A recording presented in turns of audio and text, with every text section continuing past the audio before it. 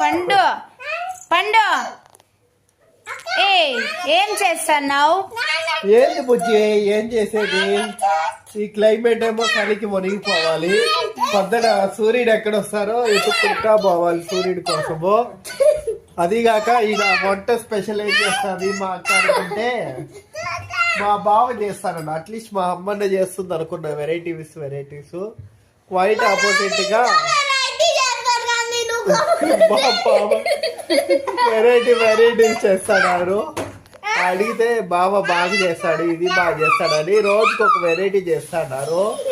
వాళ్ళ కూతుర్ని కూడా అడిగితే ఏం చెప్పింది తెలుసా? మా మమ్మీ కంటే మా డాడీ బాగా చేస్తాడు అని చెప్పింది.